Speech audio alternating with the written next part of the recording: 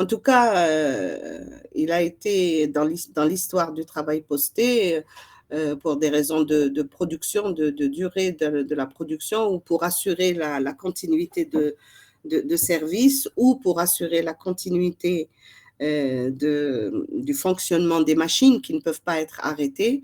On a décidé de regrouper donc des travailleurs en équipe qui vont se succéder sur un même lieu de travail. Et c'est pour ça qu'on a appelé ça poste, qui est la tranche horaire de présence d'une équipe au niveau des lieux de travail. Et la succession des équipes, c'est-à-dire qu'il y a une équipe 1 qui vient sur un poste, puis une seconde, puis une troisième, voire une quatrième, en fonction du nombre d'équipes qui ont été décidées pour l'organisation. Ça permet donc aux établissements de fonctionner plus de 40 heures par semaine, et donc les conditions d'exercice peuvent être différentes d'une entreprise à l'autre en fonction de l'horaire de prise de poste, de la manière dont les équipes vont se succéder, etc. Alors, lorsqu'il s'agit de travail posté, on va distinguer deux types de systèmes. Ce que l'on appelle le système discontinu. Il y a quelqu'un qui est tombé, que je dois reprendre, ou j'ai entendu un petit bruit? Non, quelqu'un qui vient d'arriver, accepter. On reprend.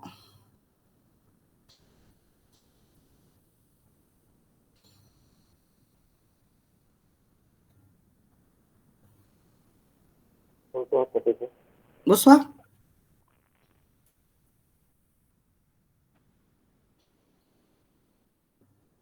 Alors, je disais donc, je vais agrandir le... Tu n'avais pas tenu bon.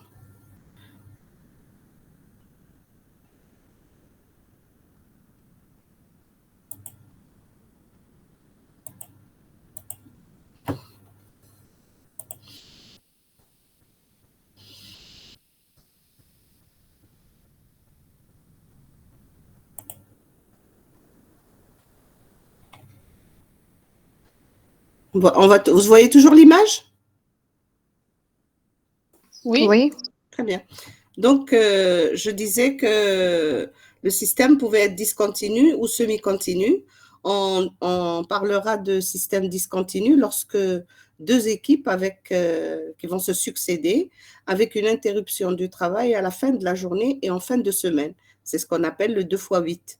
Les prises de poste se font à 6 heures du matin et à 14 heures, et les départs se font à 14 heures et à 22 heures. On parlera de système discontinu à 3 équipes avec une interruption du travail en fin de semaine. C'est ce qui est habituellement nommé le 3x8 semi-continu. Il y a donc un poste le matin, un l'après-midi et un la nuit, selon des tranches horaires variées. Pour la prise de poste, ça peut être 5 heures du matin, ça peut être 6 heures, ça peut être 7 heures, en fonction de ce qui a été convenu avec l'employeur.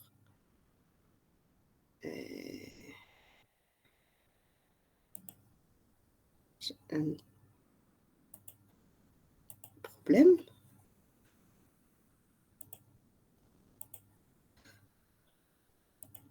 Voilà. Et donc, en fonction de ce qui a été décidé avec l'employeur. Il y a une troisième façon de fonctionner lorsqu'on s'est aperçu des problèmes que ça pouvait poser pour les travailleurs de nuit, et l'organisation pour les congés, les maladies, les absences pour une raison quelconque. On a ajouté une équipe supplémentaire, voire 2, et on est passé à ce qu'on a appelé le système continu, où la production est assurée en permanence. Le système continu suppose au moins 3 équipes de travail et une au repos, que l'on appellera le 3x8 continu, ou le 4x8 ou le 5x8. Pour les équipes, il n'y a pas d'interruption en fin de week-end, en fin de semaine, c'est-à-dire pour le week-end, mais les jours de récupération sont comptabilisés avec la tranche de rotation. C'est-à-dire quand on aura terminé de faire matin, après-midi et soir, on en fonction de la rotation de 2, 3 ou une semaine, on a 2, 3 ou une semaine de repos. Et il n'y a pas de repos en fin de semaine. Donc, c'est dans ce système où vous verrez le plus grand nombre de variations des horaires de prise de poste. Et lorsqu'on décide en plus de faire ce que l'on appelle des demi-équipes, qui sont en général réservées pour le quart de nuit, pour éviter de faire travailler tout le monde dans la tranche où on a parlé du trou de vigilance, du trou noir entre 1h et 4h du matin. Alors, les équipes successives, on peut les fixer, c'est-à-dire c'est des équipes successives dites fixes, lorsqu'un travailleur est toujours affecté au même poste, c'est-à-dire à la même tranche horaire. Il ne fera que le quart du matin. Il est dans une équipe fixe. Par contre, on peut avoir le même type d'organisation, c'est-à-dire des équipes successives, mais qui sont dites alternantes lorsque le travailleur va changer périodiquement de poste, c'est-à-dire il ne sera pas seulement affecté au poste du matin, mais il passera au poste de l'après-midi et au poste de nuit, et il fait la rotation sur les 24 heures en fonction du nombre de jours qui sont désignés pour la période de rotation. Alors, la rotation, justement, qu'est-ce que c'est? C'est le changement de poste qui impose le rythme de rotation. On peut avoir des rotations dites courtes ou des rotations dites longues. Alors, les rotations dites courtes sont des rotations qui durent 2 ou 3 jours. C'est-à-dire que le travailleur va occuper le même poste pendant 2 ou 3 jours, ensuite il va changer. Il va passer au poste suivant pendant 2 ou 3 jours, puis au suivant pendant 2 ou 3 jours, et il va prendre une tranche de jours de repos équivalente au nombre de jours travaillés. Elles sont dites longues quand le travailleur garde ce même poste pendant une semaine, voire plus. C'est des organisations qui sont décidées en négociation lors de la négociation de la convention collective. Ce n'est pas quelque chose qui peut être imposé de l'extérieur, même si scientifiquement, on conseille des rotations courtes parce que, comme on l'a dit dans la précédente conférence, les rotations courtes sont moins pénibles pour l'horloge biologique et la physiologie. Alors, le cycle de rotation, qu'est-ce que c'est? C'est la période qui est comprise entre 2 affectations du travailleur à un même poste, et elle comprend donc aussi les temps de repos, c'est-à-dire il y a les temps de travail et les temps de repos. Une rotation, un cycle de rotation complet, en imaginant que ce soit des postes de 3 jours, donc il fait 3 jours le matin, 3 jours l'après-midi, 3 jours la nuit, il fait 3 jours de repos. Ça, c'est un cycle de rotation, donc qui comprend les cycles de travail et les postes de travail et les jours de repos. La rotation a un sens, et quand on parle du sens de la rotation, on pense tout de suite à l'écoulement du temps. Quand on va dans le sens des aiguilles d'une montre, on dit que la rotation est normale. Quand on va dans le sens inverse des aiguilles d'une montre, on dit que c'est une rotation inversée. Donc, normal, quand le changement de poste se fait selon l'écoulement normal du temps, matin, après-midi, nuit. C'est ce que l'on appelle le 3x8 normal, par exemple. Lorsque l'on va dans le sens inverse des aiguilles d'une montre, c'est tout simplement la rotation inversée, et c'est le 3x8 inversé. C'est-à-dire que la personne commence d'abord par faire la nuit, puis l'après-midi, puis le matin, et ensuite elle refait le cycle après sa période de repos en recommençant par la nuit, etc. C'est des choix qui sont faits indépendamment de ce que la qualité du fonctionnement physiologique, par exemple les cycles veille-sommeil, les problèmes de désorganisation de toutes les périodes de cycle des différents paramètres, la température, le cycle du cortisol, etc., peuvent être affectés, mais les choix ne sont pas faits en fonction de ça, ils sont faits en fonction de ce qui sied au travailleur et qui le négocie. Il y en a qui préfèrent des rotations inversées, alors qu'elles ne sont pas bonnes sur le plan physiologique. parce qu'elles leur permettent, par exemple, de finir leur cycle sur une matinée ou un après-midi, et donc rentrer à la maison et avoir une première nuit de sommeil, par exemple. Vous voyez, les calculs sont faits plutôt de cette manière qu'à partir des qualités sur le plan physiologique. Ensuite, on a inventé, on a introduit ce qu'on a appelé la semaine du travail comprimé, qui dure 4 jours, et on met les 40 jours sur les 4 jours. Parfois, bon, 40 jours c'est chez nous, mais ailleurs, on met sur les 4 jours soit 39 heures, soit 38, voire même 35 heures dans certains pays comme la France. Et dans la même époque, on a introduit les quarts inégaux. C'est-à-dire, vous avez des quarts où vous travaillez 8 heures, d'autres où vous travaillez 9 heures, d'autres où vous travaillez 10 heures, d'autres 11 heures, pour essayer d'équilibrer et tomber sur le nombre d'heures travaillées du point de vue légal, qui sont soit de 40, 39, 38 ou 35 heures en fonction de la législation du pays. Après, on a vu aussi des systèmes en 2 équipes avec des interruptions en fin de semaine pour essayer d'équilibrer. Et on a pris par exemple des équipes le matin entre 5h et 14h30. Ils font donc une journée de 9h30, et une équipe du soir de 14h30 à minuit, et ils font aussi un poste de 9h30, et ça donne la durée moyenne de la semaine de 36 heures. Donc, dans les pays où on a diminué la durée hebdomadaire de travail du point de vue légal, on a été obligé de changer le système de 8 heures de travail par jour, qui est la norme universellement connue avant que tous ces modes d'organisation temporelle du travail ne deviennent aussi variés, aussi étendus sur des secteurs aussi différents que le tertiaire ou le secondaire. Du coup, plusieurs variantes deviennent possibles en fonction de la durée hebdomadaire de travail, comme on vient de le voir.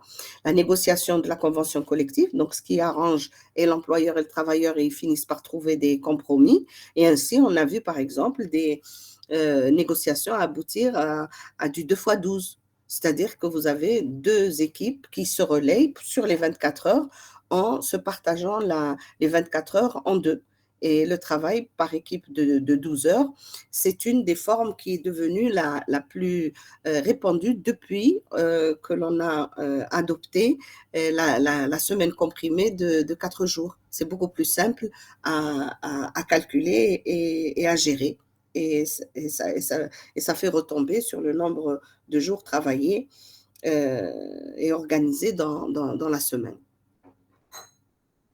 À chaque fois que l'on discute avec des managers ou des employeurs ou des représentants syndicaux, on voit bien qu'ils essayent de se faciliter la vie sur le plan du calcul pour se permettre des rotations beaucoup plus simples sur les 24 heures. Si 2 équipes suffisent, ils divisent le relais en 2. Si c'est 3, on divise par 3 en mettant des 8 heures, etc. Donc, vous voyez bien que la notion de santé par rapport aux travailleurs qui sont dans l'obligation ou dans des secteurs où on a introduit les horaires atypiques ne rentre rarement en ligne de compte. Mais à chaque fois qu'on s'est rendu compte qu'il y avait des perturbations qui pouvaient aller jusqu'à l'installation de pathologies, on a essayé d'introduire des systèmes qui essayent de corriger, mais vraiment corriger entre guillemets les problèmes les dysfonctionnements qui pouvaient entraîner des problèmes de santé.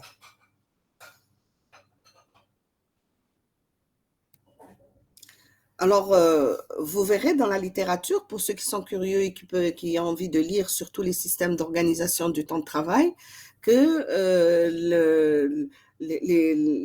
la façon d'organiser le temps de travail est vraiment très, très, très, très variée, Et il n'y a pas de... En dehors de la durée légale du travail, de la définition de ce que c'est que le travail de nuit, tout reste négociable à l'intérieur du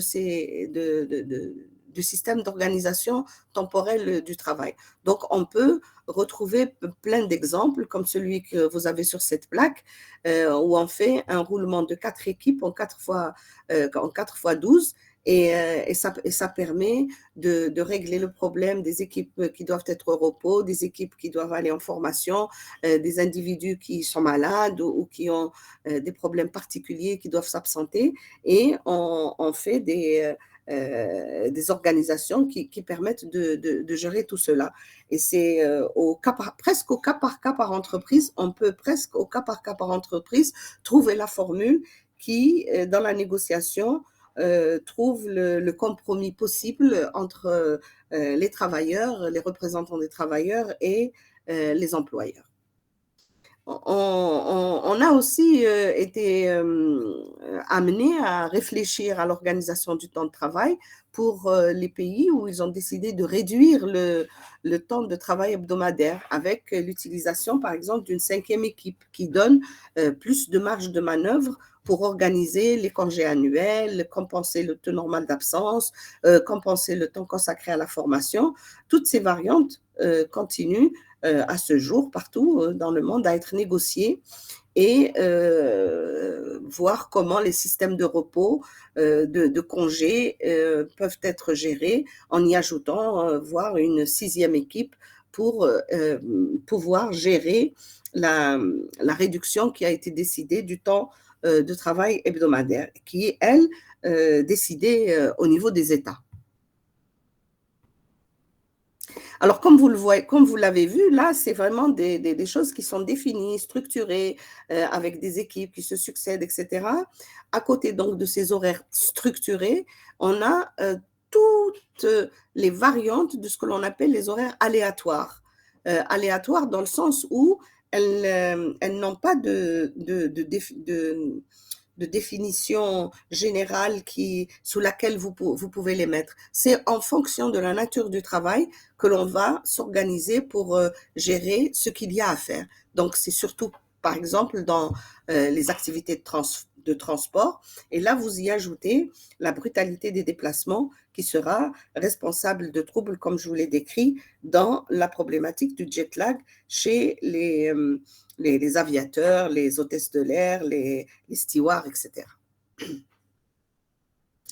Donc, le déplacement transméridien rapide lors des voyages aériens, pour le rappel, avec arrêt plus ou moins prolongé au niveau du lieu d'arrivée, va entraîner des difficultés que l'on a décrites la dernière fois. Lorsque le déplacement se fait de manière beaucoup plus lente, par exemple dans le transport maritime, vous avez beaucoup moins de problèmes de santé et de désordre qui accompagnent ce genre de transport.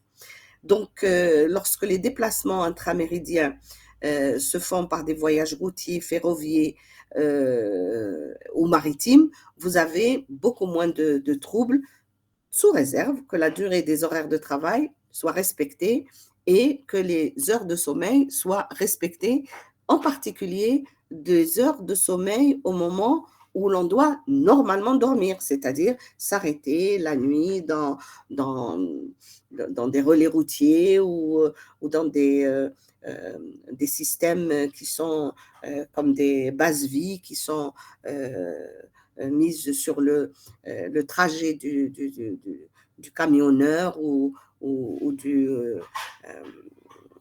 conducteur de train pour pouvoir bénéficier de douches, de lits correctement et de pouvoir récupérer et de dormir de façon normale. Ensuite, vous avez, donc en dehors des horaires aléatoires qui sont liés à la nature du travail, vous avez ce que l'on appelle aussi les horaires ni normaux ni postés. Ce sont les horaires différents d'un jour à l'autre, mais fixés par l'entreprise. Vous avez aussi des horaires modifiables d'un jour à l'autre dans un système du type horaire à la carte. C'est-à-dire, je viens et c'est l'individu qui vient et qui décide de comment il va travailler pendant la semaine ou pendant les 3 jours, etc. Et c'est convenu de cette manière-là. Ensuite, vous avez les horaires variables d'un jour à l'autre déterminés par le salarié lui-même. C'est comme le travail en horaire à la carte, c'est l'individu qui décide des jours et des heures où il va être sur le lieu de travail. Alors, ça a de bons côtés comme ça a de mauvais côtés. Quand c'est imposé par l'entreprise, vous ne pouvez pas faire autrement que de respecter les horaires qui sont décidés par l'entreprise. C'est le cas des caissières, par exemple, qui sont obligées de venir travailler dans le supermarché entre 5 heures du matin et 10 heures, partir et puis revenir entre 21 heures et minuit. C'est des horaires qui sont différents et on peut lui dire le lendemain de plutôt venir à midi et de partir à 8 heures. C'est imposé par le rythme de travail du supermarché. Alors que les horaires à la carte, c'est quelque chose qui peut être négocié et discuté avec l'employeur en fonction du cahier de charge de l'entreprise, du temps qui doit être consacré à ce cahier de charge. Quand on a beaucoup de travail, on va demander aux gens de faire un peu plus d'heures et c'est négocié, j'allais dire, à l'amiable, si vous voulez. Et le bouquet, c'est quand, enfin, le bouquet, c'est-à-dire vous êtes privilégié lorsque c'est vous-même qui décidez des heures que vous voulez consacrer au travail et c'est complètement accepté par l'entreprise puisqu'elle est organisée comme ça. Ça existe dans des pays super organisés où les gens sont formés à être dans une qualité de relation à leur travail tellement fluide et accepté et dans de bonnes conditions que lorsqu'il vous promet de venir travailler un week-end, il ne va pas vous lâcher en cours de route. Ou s'il vous dit qu'il ne va pas venir parce qu'il a un enfant malade à emmener chez le pédiatre, ce n'est pas parce qu'il a envie d'aller faire une balade, c'est vraiment qu'il a besoin d'aller chez le pédiatre avec son enfant. Vous voyez, donc tout dépend de l'organisation à laquelle est arrivée la société en général et l'entreprise dans cet environnement particulier. Voilà. Parfois, en regardant même chez nous, on a l'impression que les gens font leurs horaires à la carte, mais d'une manière informelle, ce n'est pas accepté, et c'est pour parfois des raisons qui sont pas toujours acceptables parce qu'on laisse son travail qui doit être fait par quelqu'un d'autre sans que ce dernier ne soit d'accord, etc. Vous voyez les conflits que ça peut générer lorsque c'est fait d'une manière désorganisée, pas acceptée, pas négociée par tout le monde et dans un environnement qui est vicié et toxique avant. Donc, vous voyez bien que l'organisation temporelle est le fruit d'une négociation entre les partenaires sociaux dans l'entreprise. Donc, ce n'est pas un risque comme les autres, si vous voulez. Le travail posté est antiphysiologique par définition. Il n'est accepté et supporté que si chacun va y trouver son compte, l'entreprise comme le travailleur qui accepte d'être dans ce genre d'organisation temporelle du travail. C'est une pratique qui se maintient, voire elle se multiplie. Il est donc impératif d'en améliorer l'exercice, c'est-à-dire si on veut préserver la santé des hommes qui travaillent dans ce type d'organisation et si l'on veut préserver la tranquillité de l'entreprise qui les emploie, il faut être regardant à la qualité de vie et à la qualité de l'organisation qui entraînera le moins de problèmes possible. On reste dans la négociation, mais on tient compte de ce qui est préjudiciable à la santé des uns et des autres. Alors, si cette organisation est présente, nous, en tant que médecins du travail, on est obligés d'être là pour faire parfois les constats. Les constats qui peuvent être les effets sur la santé des travailleurs postés. Donc, on va aller un peu plus profondément dans cette histoire de conséquences du travail posté et autres horaires atypiques sur la santé des travailleurs. Alors, en fonction du type d'organisation, on aura des effets différents. Si on fait du 3x8 continu ou discontinu, si on fait du 2x8, on n'est pas exposé de la même manière à toutes les perturbations qui peuvent en découler. Les différentes études qui ont été menées dans différents secteurs, dans différents pays, ont ceci de commun, c'est que les perturbations sont observées surtout lorsqu'il y a travail de nuit. Et travail de nuit couplé avec le fait qu'il n'y ait pas d'arrêt en fin de semaine, c'est-à-dire dans le 3x8 continu, voilà, le 3x8 continu est l'organisation la plus perturbante. Mais de là, on peut déduire que dans toutes les organisations qui ont été introduites, essayées, qui perdurent jusqu'à aujourd'hui, tous ces types d'organisations existent et coexistent dans les différentes organisations, dans les différents pays. À chaque fois qu'on a travail de nuit, et que les systèmes de repos ne sont pas bien définis et clarifiés, c'est-à-dire que la fin de semaine est perturbée aussi, les gens ne prennent pas leur week-end avec tout le monde. Quand on fait du 3x8 continu ou du 2x12 continu ou des choses comme ça, on ne prend pas son week-end avec tout le monde. Donc déjà, il y a une séparation entre ce que ces travailleurs-là vivent et la vie de société, voire la vie de leur famille à côté. Donc, travail de nuit et pas d'arrêt en fin de semaine sont les deux éléments qui perturbent le plus la santé des travailleurs. Alors, vous voyez, la série de troubles que l'on peut rencontrer, certains sont connus depuis longtemps, c'est ce que vous voyez écrit en noir, d'autres sont venus s'ajouter au fur et à mesure qu'on a découvert les perturbations qui pouvaient être liées au travail posté. Donc, troubles digestifs, du sommeil, psychosomatique, de la vigilance, de la fatigue, la désadaptation avec l'âge et le vieillissement, les troubles cardiovasculaires, le cancer du sein aujourd'hui, sont toutes ces pathologies que vous pouvez craindre pour la santé des travailleurs et donc, en tant que médecin du travail, surveiller. Mais l'on va commencer par un cas particulier qui est celui du 2x8 pratiqué par les femmes. Le 2x8 ne devrait pas être aussi perturbant ou fatigant que les autres organisations où il y a un quart de nuit.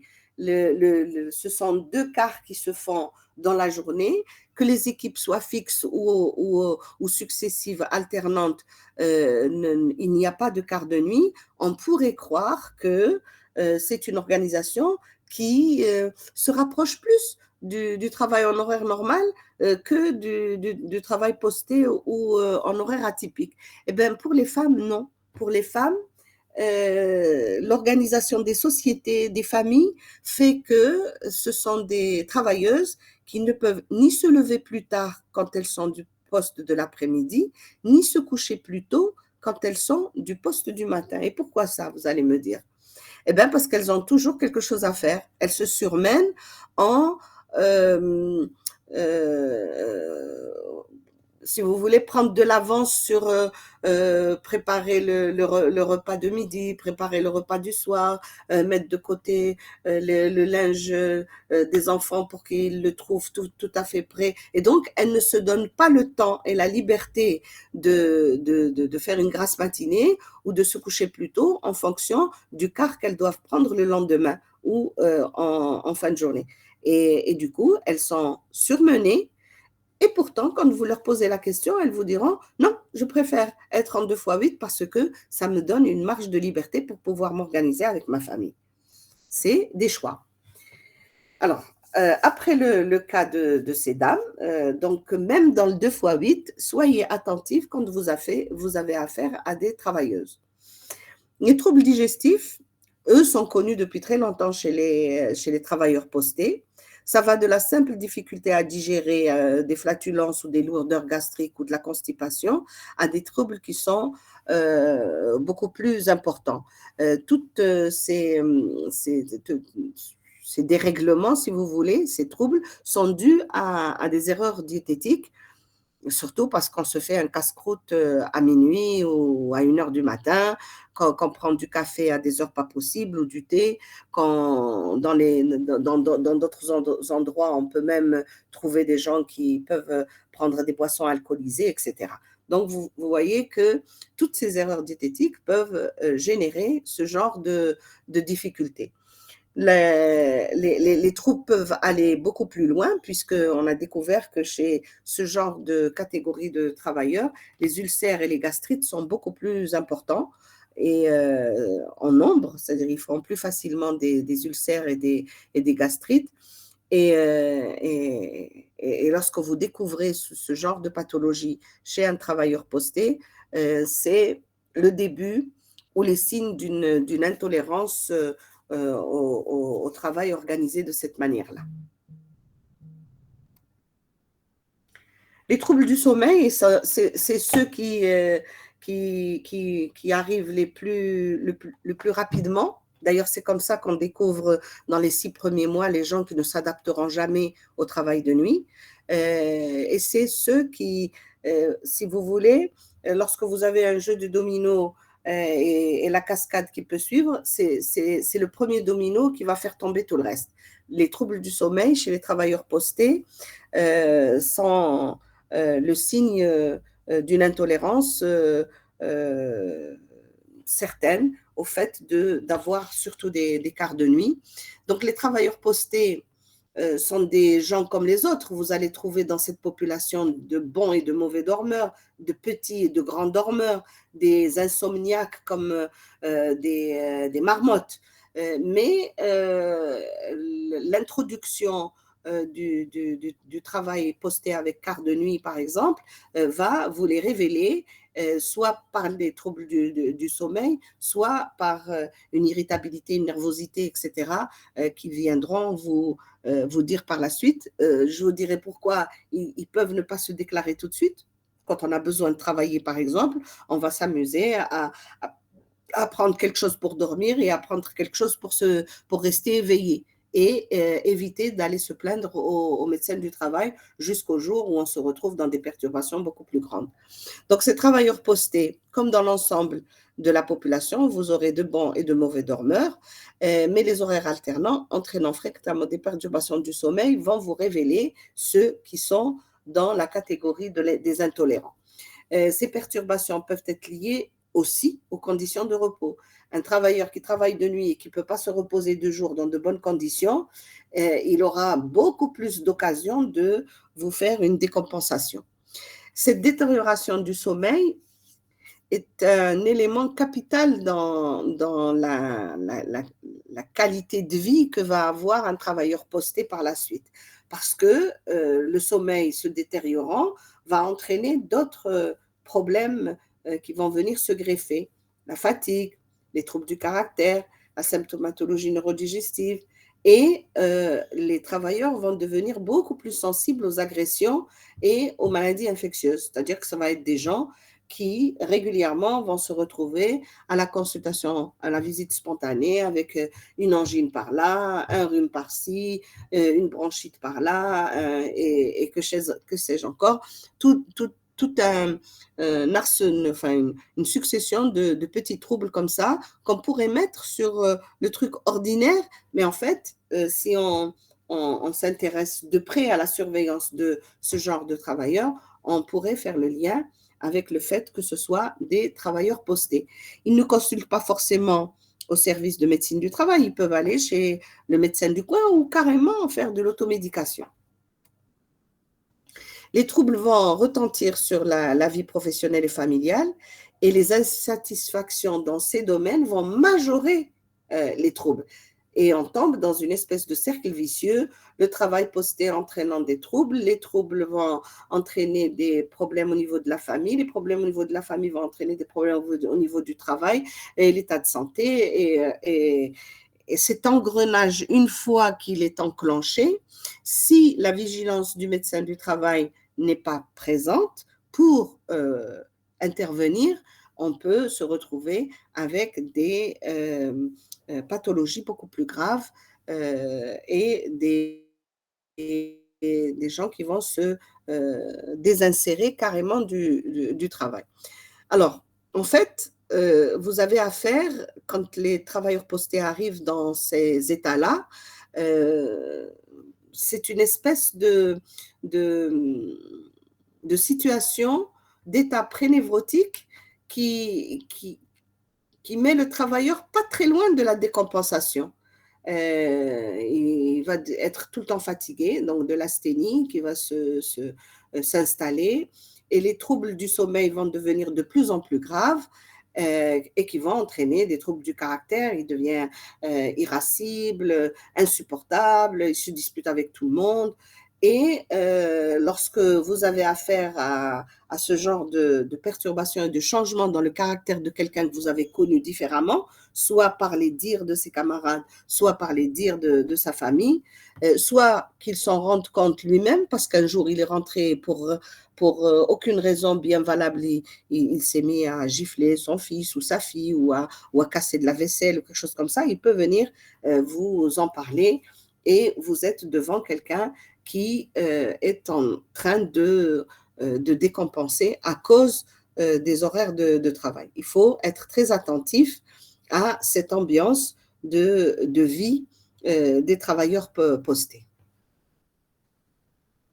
Alors, vous y ajoutez, à cause de ces horaires-là, que ces gens vont avoir très peu de relations amicales. C'est-à-dire, ils rentrent à la maison quand les gens en sortent, ils rentrent dans le quartier quand les gens sont occupés, et ils rentrent dans un café où les gens sont occupés à travailler, et il va se retrouver tout seul.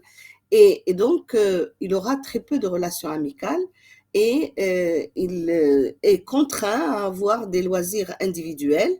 euh, et du coup, il peut être tenté d'avoir des occupations extra-professionnelles qui peuvent être fatigantes et donc elles vont aggraver sa fatigue au lieu de le distraire, de le sortir de son cercle de travail pour oublier un petit peu et se recharger les batteries. Il va se retrouver plutôt dans une situation où il va multiplier les occasions de se fatiguer et donc être incapable de se retrouver dans une situation de récupération qui lui permet de travailler et de mieux se comporter dans sa famille. Alors, si vous regardez en plus, parce que c'est des questions qu'il faut absolument poser à un travailleur posté, les conditions de transport, les conditions de logement, et si elles ne sont pas favorables à la récupération, vous ajoutez encore une pierre à la perturbation du sommeil et de sa qualité. Les conditions de transport, vous vous inquiétez du confort et de la durée. Les conditions de logement, la possibilité d'être dans un endroit plus ou moins insonorisé, avec la possibilité d'avoir un peu d'obscurité pour pouvoir récupérer. Et c'est des conditions absolument nécessaires pour que le travailleur puisse récupérer un peu, même si, comme je vous l'ai dit la dernière fois, la qualité du sommeil de jour ne récupère pas le sommeil de nuit. On ne récupère pas aussi bien d'une nuit blanche quand on récupère dans la journée. C'est le sommeil de nuit qui vous permet de récupérer, d'avoir perdu, enfin d'avoir travaillé la nuit, d'avoir passé une nuit blanche à travail. Alors, ceci étant dit, la famille est là.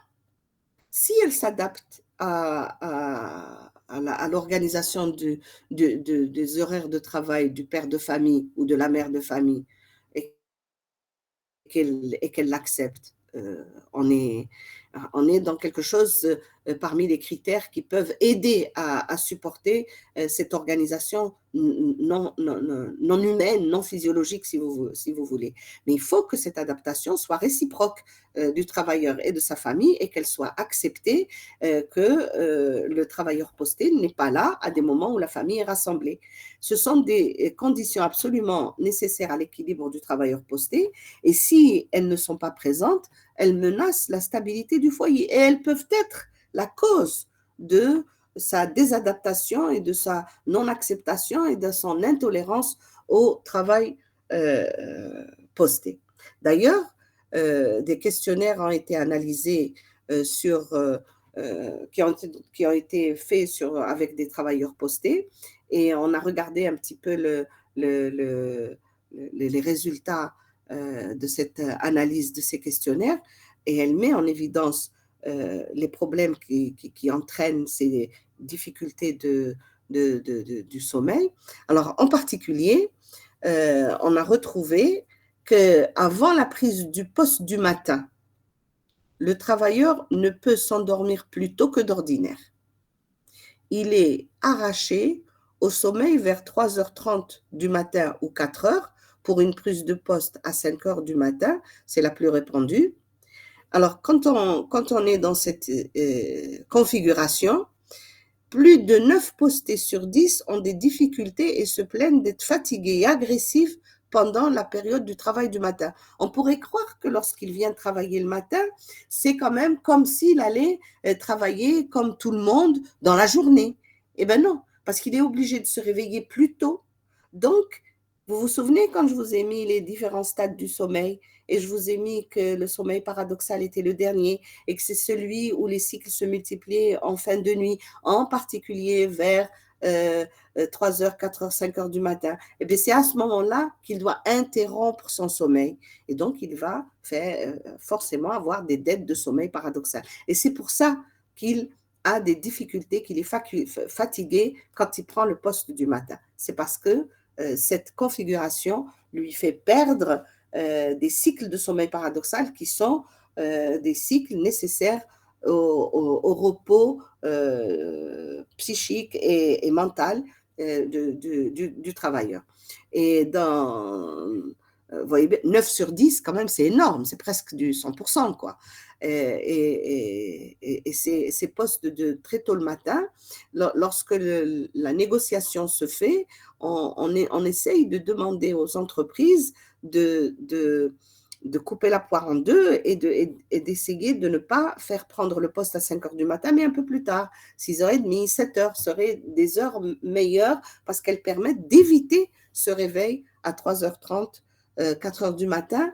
Ceci en faisant attention à combien de minutes il lui faut pour arriver au travail. Parce que s'il lui faut 1 heure pour arriver au travail, ça veut dire qu'il doit se réveiller encore plus tôt. Et c'est autant de cycles de sommeil paradoxal qu'il n'aura pas pu faire. De l'autre côté, pendant la période du travail de nuit, la plupart ont un sommeil de jour pour pouvoir récupérer court, léger, et ils déclarent mal récupéré. C'est connu, on ne récupère pas très bien avec du sommeil de jour qui est toujours de moins bonne qualité que le sommeil de nuit. Donc, quand on est de quart du matin, on se lève trop tôt et on perd du sommeil paradoxal. Quand on est de quart de nuit, on est obligé de se reposer de jour et c'est une qualité de repos qui n'est pas de très bonne qualité. C'est-à-dire que on est dans une situation très, très difficile pour la physiologie des organismes de ces travailleurs. Et les conclusions sont quoi? Ça veut dire que le quart du matin va correspondre à une carence en sommeil paradoxal. Le sommeil de jour est perturbé à la fois dans sa qualité et dans sa quantité.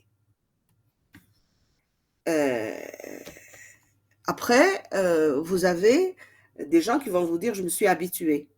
En fait, il n'y a pas d'accoutumance au travail de nuit, mais une accumulation de fatigue qui va aller à tel point qu'on ne le sent plus. Vous savez, quand on commence à être surfatigué, on est dans le système inverse d'une surexcitation, à la limite, qui vous fait perdre les repères de sentir votre corps et votre tête que vous êtes arrivé au bout de quelque chose et il faut arrêter pour se reposer. C'est-à-dire qu'après 5 ou 6 nuits, le travailleur en quart ne s'est pas adapté. Par contre, il a perdu l'habitude de dormir la nuit et il lui faudra 1 ou 2 sommeils de nuit pour récupérer. C'est clair jusque-là? Oui. Oui. Oui, Alors, les troubles du sommeil qui sont les premiers arrivés, les plus graves et ceux qui vont entraîner tout le reste. Alors, on va voir tout le reste. Les troubles psychosomatiques. Les travailleurs postés sont souvent des neurotoniques, irritables, et cet état est aggravé s'il y a une hostilité de l'épouse au travail posté. Vous avez par exemple des jeunes gens qui commencent à travailler célibataires. Ils sont recrutés dans des postes où le travail en horaire posté fait partie de la norme. Ils sont contents d'avoir trouvé du boulot, ils sont bien, etc. Et puis, toc, arrive, ils se marient. Et quand ils se marient, c'est la grande épreuve. Parce que s'ils tombent sur une épouse qui ne comprend pas ce que c'est que vivre avec un travailleur de nuit, un travailleur posté qui peut avoir des quarts de nuit, et les quarts de nuit, ça peut être pour une semaine, il va y avoir de l'eau dans le gaz, et l'hostilité de l'épouse peut à elle seule entraîner une désorganisation du travailleur sur le plan de sa présence, de son acceptation, de la qualité de sa santé. Il se met à multiplier les arrêts de travail et les consultations chez le médecin, etc. Et vous verrez une dégradation réelle de son état, alors que jusque-là, il s'était très bien adapté au travail posté. Le fait qu'il y ait une vie sociale différente, il y a eu un changement dans sa vie sociale, peut être un élément perturbateur et il faut y faire attention. Donc, il existe dans le cadre du travail posté une intrication des données sociales et médicales. Et dans cet état-là, c'est un état limite vers la décompensation, voire d'authentiques névroses que vous allez voir surgir chez ces travailleurs. Les troubles de la vigilance. Des études sur le terrain, en laboratoire, montrent que le trou de 2h, 4h du matin, il y a une chute importante et durable de la vigilance. C'est-à-dire tout être humain, normalement constitué, n'est pas à 100% de ses moyens de vigilance entre 2h et 4h du matin. On peut faire des efforts, on peut prendre des excitants, on peut être dans une posture ou un travail qui nous permet de rester et de fournir de bonnes performances, y compris à ces moments-là. Mais c'est une exception, c'est une fois de temps en temps, c'est rarement quelque chose que vous pouvez faire sur la durée, etc. En tout cas, ça existe. Mais dans le cadre de l'organisation temporelle du travail, on a eu et on a à demander à des gens de travailler entre 2h et 4h du matin et ils doivent être vigilants, ils doivent être présents, ils doivent répondre et faire ce qu'ils ont à faire puisque la nature du travail ne va pas changer. On leur demande de travailler. Cette perturbation met en cause la sécurité des installations. On sait très bien qu'entre 2h et 4h du matin, s'il y a un accident, eh ben, c'est un accident qui est d'une grande gravité en général. Et d'ailleurs, l'analyse de beaucoup d'accidents dans le monde, on a remarqué que ceux qui arrivaient dans cette tranche horaire étaient beaucoup plus graves, moins nombreux, plus graves, et c'était souvent la défaillance des hommes qui était à l'origine de ces accidents. Parce qu'on est dans une phase où le cerveau est déconnecté. Donc, on réagit moins vite, on trouve des solutions moins vite. Tout est ralenti puisqu'il y a une déconnexion de notre cerveau, donc de notre vigilance, de notre intelligence, de notre pensée, de tout ce que vous voulez, tout ce qui nous permet de réagir. C'est pour ça d'ailleurs que l'histoire de mettre des demi-équipes entre 2 heures et 4 heures du matin était quelque chose qui a été proposé parce qu'on s'est rendu compte que, par exemple, en observant les pompiers, à qui on ne demande pas de rester assis sur une chaise en attendant qu'un accident ou un incendie se déclare. On leur met les conditions de repos, de sommeil, de qualité dans les casernes et on les réveille avec une sirène lorsqu'il y a un problème et qu'on a besoin de leur intervention.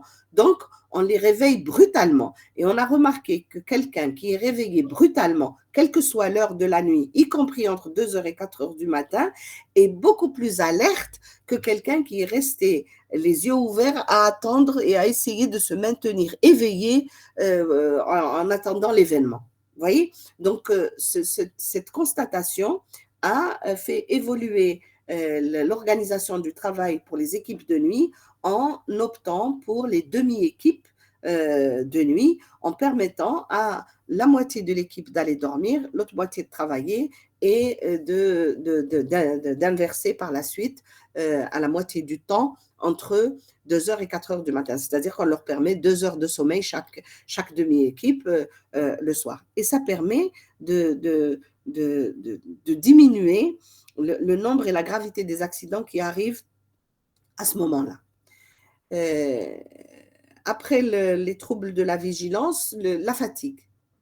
Alors, tous les postés ont un degré de fatigue. Ça, c'est objectif, c'est normal. C'est une organisation du travail que des études de chronobiologie a démontré. C'est fatigant d'être un travailleur posté. Mais il y a 2 sortes de fatigue. Et la manière de récupérer n'est pas la même. Vous avez la fatigue musculaire et la fatigue mentale.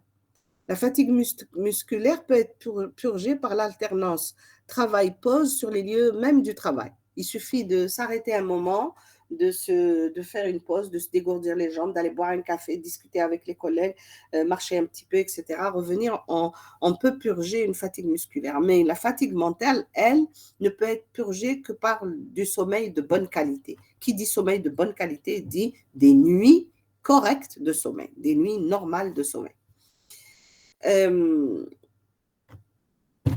Et on sait que les travailleurs postés, quand ils sont de poste de nuit, ils sont obligés de dormir de jour. Et il est démontré que le sommeil de jour est de moins bonne qualité et de moindre durée. Alors, tous ces éléments vont accentuer les perturbations qui vont s'installer plus ou moins rapidement et qui vont aller vers la surfatigue du travailleur de nuit. Cette surfatigue va avoir des effets plus ou moins sensibles sur le plan clinique. On va noter des compensations névrotiques chez les travailleurs de nuit. On retrouvera des accidents du travail de grande gravité, c'est ce que je vous signalais tout à l'heure. Moins fréquent parce qu'il y a moins de monde. En général, il y a moins de monde dans les ateliers ou dans les lieux de travail, mais le peu de gens qu'il y a, lorsqu'ils ont un accident, eh bien, il est toujours de plus grande gravité. Et vous avez d'autres causes de fatigue supplémentaires qui peuvent être méconnues d'ailleurs.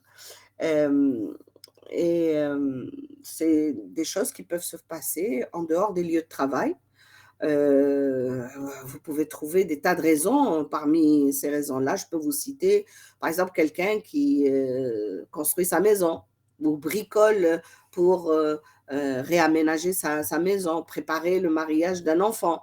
Pas plus tard qu'avant-hier, j'ai eu à la consultation une maman, médecin, qui a fait un accident du travail il y a quelque temps et qui fait une rechute.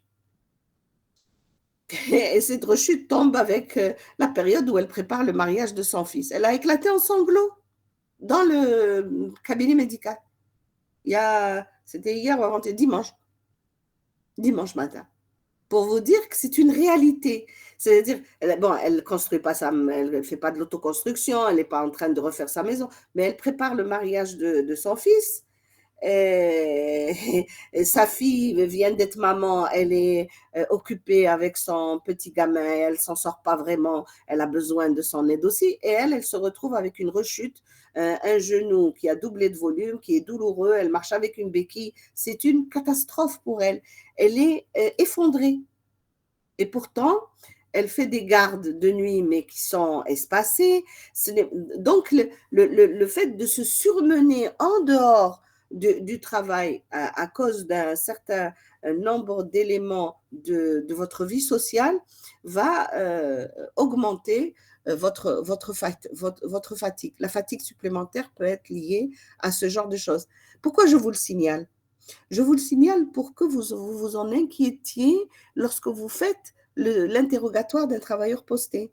Gentiment, vous pouvez lui demander alors où est-ce que vous habitez, est-ce que la maison, est-ce que vous refaites, est-ce que vous avez des enfants qui sont grands, au mariage, le voisin, chez votre sœur, est-ce que vous aidez à quelque chose qui entraîne de la fatigue supplémentaire? Vous devez vous en inquiéter dans la conversation que vous pouvez avoir avec le travailleur posté. Parce que c'est générateur d'une surfatigue qui peut être encore plus difficile pour vous de trouver le moyen qui puisse purger cette fatigue. On arrive à l'élément des adaptations lors du vieillissement. Alors, on a observé chez un certain nombre de travailleurs postés vers 45 ans, voire beaucoup plus tôt, 10 ans plus tôt, 35 ans, une désadaptation progressive à l'acceptation du travail de nuit. C'est-à-dire que si, si le travailleur est bien suivi, qu'il fait sa VP tous les ans ou tous les 6 mois et que vous jetez un coup d'œil sur tous les feuillets de différentes visites périodiques, vous allez noter au fur et à mesure des difficultés d'endormissement qui sont signalées aux environs des VP qui se sont faites à l'âge de 45 ans, lorsqu'ils s'approchent de 35, 45 ans, 50 ans, qu'il signale des réveils prématurés, des prises de somnifères ou de tranquillisants, et qu'il signale qu'il a plus de difficultés à récupérer après le quart de nuit. Ce sont les signes les plus précoces d'une désadaptation aux horaires alternants qui va s'aggraver au fur et à mesure et imposer pratiquement le reclassement plus ou moins rapide de ce travailleur en journée normale. Donc, il faut être attentif à la succession de comment se passent les différentes visites périodiques. Et quand vous regardez l'endroit où, dans les cases qui sont réservées, est-ce qu'il y a des troubles du sommeil, est-ce que vous avez des insomnies, est-ce que vous vous réveillez durant la nuit, etc. Si au début, il n'y en a pas pendant des dizaines d'années, et que vous commencez à vous rendre compte que de plus en plus, il les signale, ou alors jetez un coup d'œil sur les dernières VS, s'il est passé voir le médecin un peu plus souvent que d'habitude, etc. Donc, vous avez là des prémices de la désadaptation qui commencent à s'installer. Comme je vous le disais tout à l'heure, les répercussions du travail posté sur la vie familiale et sur la vie sociale sont réelles et parfois ils peuvent être à l'origine de la désadaptation ou de la non-adaptation dès le départ de quelqu'un aux horaires postés. Et les répercussions sur la vie familiale et sociale donc sont variables en fonction du statut du travailleur. S'il est célibataire, s'il est marié avec ou sans enfant, si sa femme travaille ou ne travaille pas, si elle accepte qu'il soit en horaire posté ou non, que lui-même supporte le travail posté parce qu'il ne peut pas faire autrement, ou c'est parce que c'est un choix. Moi, j'ai vu des familles entières faire le choix de faire du travail posté tous ensemble. Pourquoi? Parce que le logement est exigu et qu'ils ne peuvent pas être tous à la maison en même temps. Donc, du coup, le travail posté est un régulateur de la présence sur place. Quand il y en a un qui rentre, il y a l'autre qui va travailler. Donc, il y a un lit de libre, une place de libre au niveau de la table pour manger, pour, le lit pour dormir, etc. Donc, vous voyez, tout dépend de comment les familles et l'environnement s'organisent autour de ce totem qu'est le travail posté. Ça peut être quelque chose qui résout des problèmes, comme ça peut être quelque chose qui va en créer. Et en fonction de ça, vous, médecins du travail, nous, médecins du travail, nous devons naviguer pour essayer de trouver quelles sont les formules qui nous permettent soit de comprendre ce qui se passe s'il y a des perturbations, soit d'éviter qu'il y ait des perturbations qui vont entraîner des dysfonctionnements qui vont entraîner des perturbations sur le plan de la santé du travailleur posté. Les difficultés familiales sont plus ou moins supportables et bien acceptées, mais elles peuvent à elles seules créer un facteur d'inaptitude. Je vais plus loin encore dans la terminologie, c'est-à-dire qu'on peut déclarer quelqu'un inapte parce que sa famille est en train c'est la déflagration au niveau familial. Et ça, ce n'est pas fait pour ajouter à l'équilibre d'un travailleur posté quand même. C'est alors donc de voir des conflits familiaux s'installer et entraîner une véritable insatisfaction professionnelle qui peut provoquer l'apparition des troubles qui sont réellement organiques, c'est-à-dire le type, il va vous faire un ulcère, il va vous faire une hypertension, il va vous faire, c'est ça, les autres problèmes que j'ai noté dans la première plaque, c'est que ça peut déclencher une hypertension, ça peut déclencher des problèmes cardiaques, ça peut déclencher des difficultés réelles sur le plan organique et vont vous contraindre à constater l'abandon du travail posté, voire imposer l'abandon du travail posté chez ces travailleurs-là. Alors, en résumé, on pourra faire 3 observations pour le travailleur posté. Il existe un facteur d'adaptation individuelle, c'est indéniable. Il y en a qui supportent, il y en a qui ne supportent pas. Toutes les conditions favorables réunies par ailleurs, certains s'adapteront sans difficulté et supporteront sans dommage et pendant des années la désynchronisation imposée par les horaires alternants.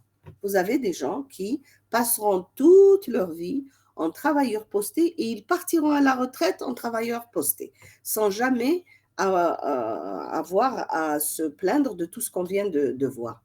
D'autres ne s'adapteront jamais et dans les 6 premiers mois, ils se déclareront à votre consultation comme des gens qui ne pourront pas aller loin dans l'organisation temporelle de ce type.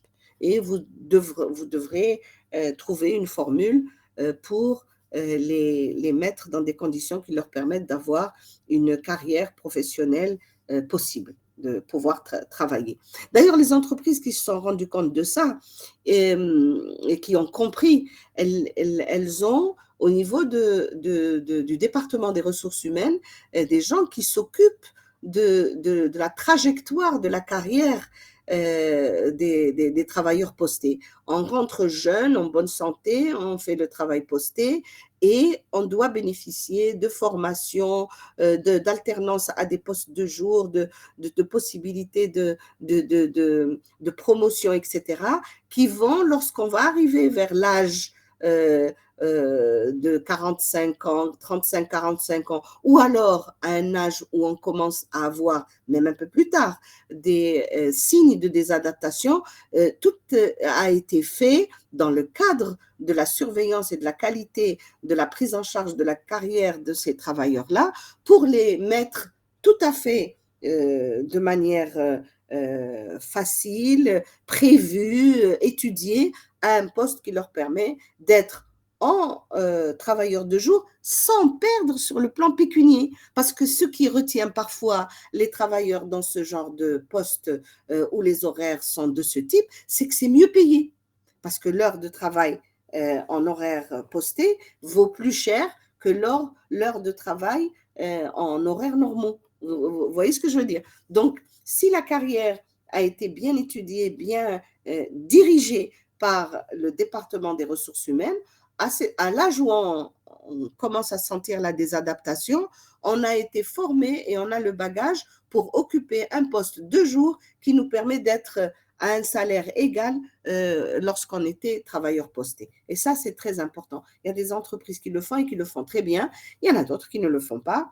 Il faut peut-être les inciter quand on est médecin du travail pour leur dire que la gestion de la carrière fait partie des éléments, et on le verra quand on arrivera aux aménagements, qui font partie de ce qu'il faut faire et mettre en place dès le départ pour préserver la santé des travailleurs et préserver leur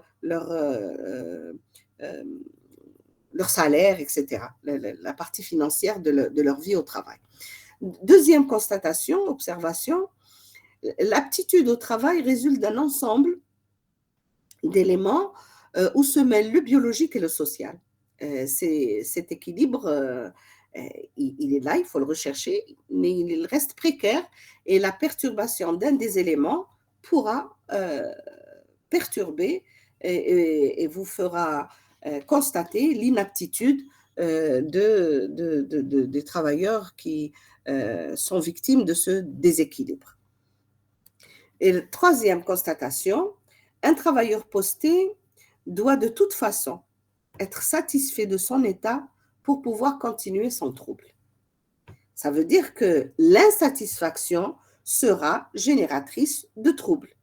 Et quand il commence à s'installer, c'est la réaction en chaîne, c'est le jeu de domino, hein, les problèmes vont s'enchaîner les uns après les autres jusqu'à ce que vous vous retrouviez devant un travailleur incapable de continuer à évoluer dans ce type d'organisation.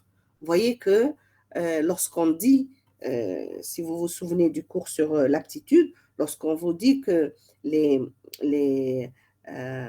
qualités d'un médecin du travail pour prononcer une aptitude ne sont pas seulement de la technique médicale. Il y a la technique médicale, mais il y a aussi le savoir. Il y a le savoir-faire médical, mais il y a le savoir-faire social et le savoir-faire juridique. Vous devez gérer ces trois éléments pour être efficace et prendre des décisions adéquates pour les travailleurs dont vous avez la charge. Au total, qu'est-ce qu'on peut dire?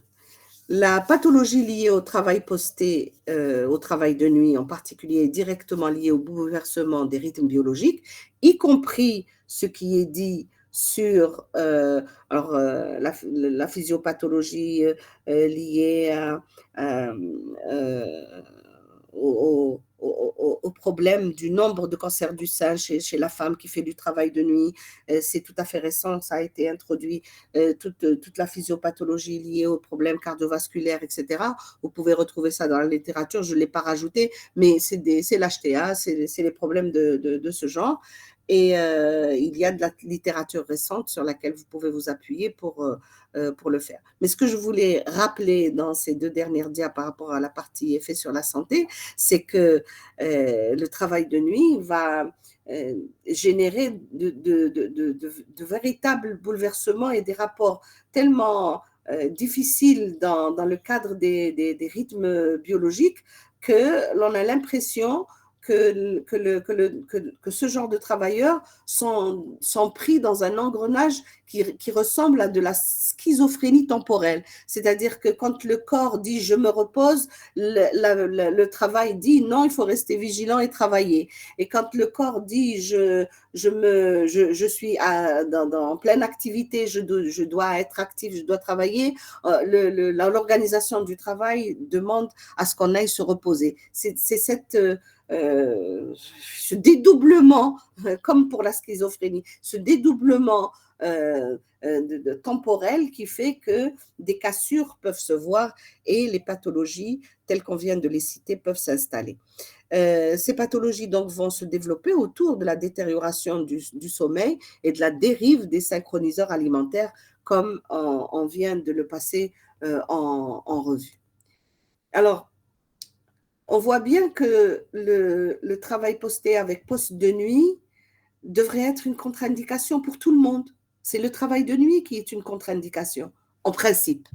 Mais comme il est là et qu'on doit le gérer et qu'on ne peut pas faire autrement, on va essayer de ne pas y envoyer des gens qui ont des pathologies qui peuvent s'aggraver avec ce type d'organisation. Donc, les contre-indications sont très difficiles à reconnaître lors de l'AVP. Même, alors là, au niveau de la visite d'embauche, c'est encore moins visible, mais quand même. Moi, je vous cite ce dont il faut avoir peur, être vigilant et essayer de gérer au plus près ce type de troubles quand ils existent chez les travailleurs qui viennent postuler ou qui sont en poste au niveau des entreprises qui appliquent ce genre d'organisation temporelle du travail. Les troubles du sommeil sévère, évidemment, les troubles psychiatriques, ça va de soi, la spasmophilie latente ou décompensée, les troubles endocriniens, le diabète en premier, les traitements continus par les psychotropes sont les gros chapitres qui font qu'il y a impossibilité de laisser quelqu'un perturber son horloge biologique plus que ça.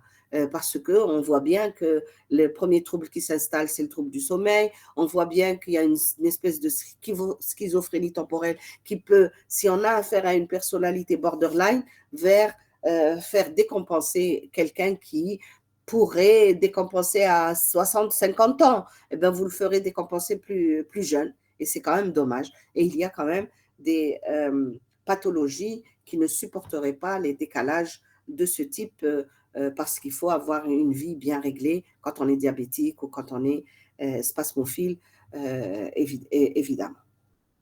En conclusion de cette partie, qu'est-ce qu'on peut dire? C'est que malheureusement, il y a très peu de choses qui peuvent nous prédire ce que va être l'avenir de quelqu'un qui vient pour être embauché à un poste de travail où l'organisation du travail est de ce type. Il n'y a pas d'examen complémentaire qui vont vous permettre de préciser, d'avoir un élément prédictif qui vous donne la possibilité de savoir si la personne va s'adapter aux horaires alternants, atypiques, asociaux, etc. Et du coup, la prévention médicale et les aménagements du travail posté sont les seules armes qu'on a à notre disposition pour préserver la santé des travailleurs et la tranquillité des entreprises, évidemment. Mais ce sont des armes intéressantes qui peuvent se développer, mais il faut qu'il y ait des gens capables d'y réfléchir et d'être vigilants à ces prémices de l'installation des perturbations chez un travailleur qui est dans les choix ou l'obligation d'être en horaire alternant, atypique, asociaux. Et aujourd'hui, en plus de toutes ces difficultés dont je viens de parler, qui ont été très bien décrites chez les travailleurs postés avec poste de nuit, sont encore aggravées par ce que l'on appelle les horaires asociaux, parce qu'aujourd'hui, on ne respecte plus rien dans les 24 heures, si vous voulez. La mondialisation, les fuseaux horaires, etc. C'est-à-dire que les multinationales, ils sont d'un bout à l'autre du globe et vous voyez un petit peu ce que ça peut entraîner. On espère que l'informatique et les technologies nouvelles et l'intelligence artificielle et tout ce que vous voulez, qui sont les moyens modernes aujourd'hui de nous aider à s'organiser d'une meilleure manière, pourront nous permettre d'avoir la possibilité de rendre beaucoup plus efficaces les armes, les seules armes, c'est-à-dire la prévention médicale et les aménagements du travail, pour préserver la santé des travailleurs. Et c'est la fin de cette partie sur les effets pour la santé. Je vous donne 5 minutes. Oui, s'il vous plaît. D'accord, 5 minutes et on reprend pour la dernière partie. D'accord, merci. Aménagement du travail posté. Alors, une chose est sûre, c'est que c'est une organisation qu'on pensait disparaître dans les années 70 parce que les technologies nouvelles promettaient la robotisation de la plupart des industries. On voit bien qu'aujourd'hui, ça n'est pas du tout le cas. Donc, les horaires alternants atypiques vont se poursuivre pendant des années encore et leur disparition ne sera pas pour demain, ça c'est sûr.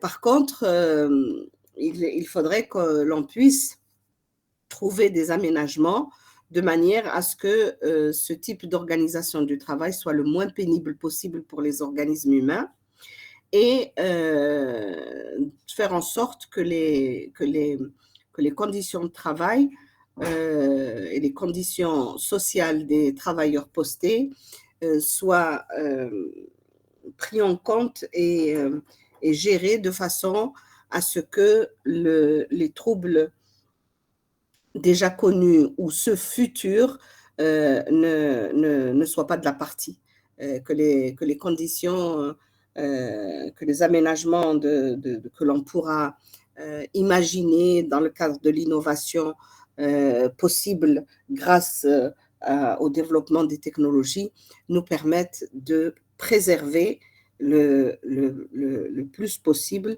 le capital santé des travailleurs dans ce type d'organisation du travail. Alors, bien sûr, la première chose à laquelle on pense, c'est comment on peut faire pour que les horaires et les roulements soient aménagés de telle sorte à ce qu'elles préservent le plus la qualité du sommeil et de repos des travailleurs postés. Donc, si on regarde les résultats de toutes les recherches qui ont été menées, la convergence se fait vers le fait qu'il faut retarder la prise du poste du matin. C'est-à-dire, il faut éviter de faire prendre le poste du matin à 5 heures ou à 4h30, comme c'était le cas il y a encore pas si longtemps.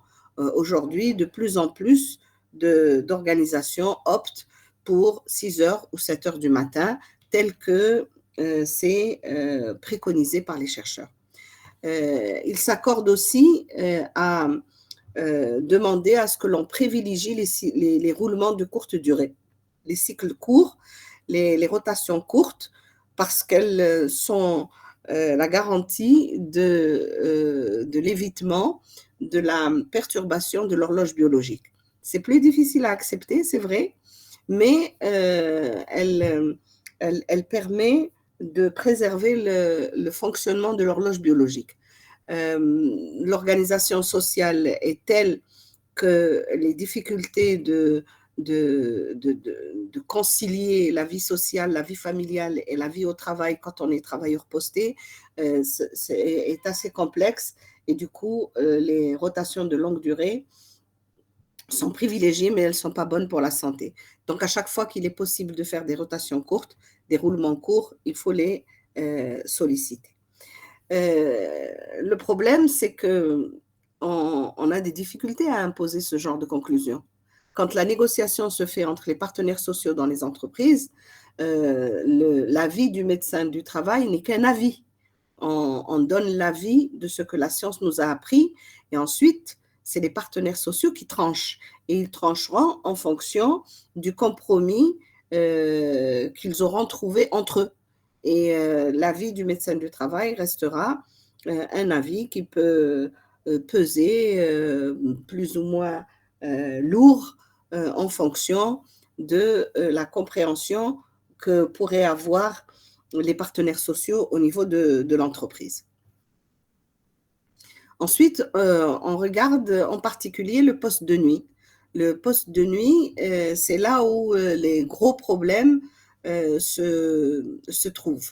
Et si on fait attention à la problématique de la vigilance qui peut mettre en cause et de manière très grave la sécurité de l'entreprise, dans le sens où les hommes et les machines peuvent être pris dans quelque chose de grave, c'est-à-dire des accidents graves, il faut donc pouvoir trouver des formules pour que l'on puisse respecter la problématique de rendement et de production de l'entreprise et de respecter la physiologie et la santé des travailleurs. Donc, les nuits ininterrompues, sans possibilité de faire des pauses sommeil, on devrait pouvoir s'arranger pour que l'on puisse faire le système des demi-équipes, etc. Mais ça aussi, ça coûte de l'argent. Et il faut que les entreprises puissent trouver des aides qui leur permettent de s'investir dans les aménagements du travail de nuit. Alors, des chercheurs, bien sûr, insistent sur le fait qu'on doit réserver quelques heures de sommeil nocturne au poste de travail ou dans l'entreprise ou à côté pour couper la partie de la nuit la plus difficile, c'est-à-dire lorsqu'on est entre 2 heures et 4 heures du matin, trouver la formule dont je vous ai parlé, de faire des demi-équipes et de permettre du sommeil.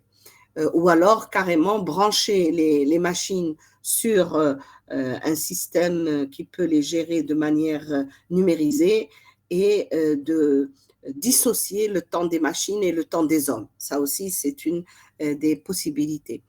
Mais bon, l'investissement financier tranchera en fonction de la grandeur de l'entreprise, de sa richesse, etc.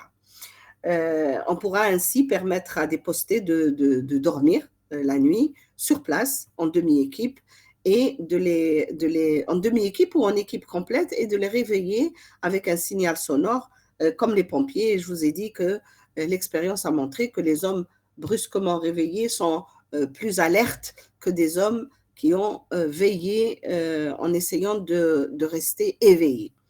Donc ces dispositions peuvent fonctionner et elles fonctionnent depuis très longtemps dans certains services tels que les pompiers.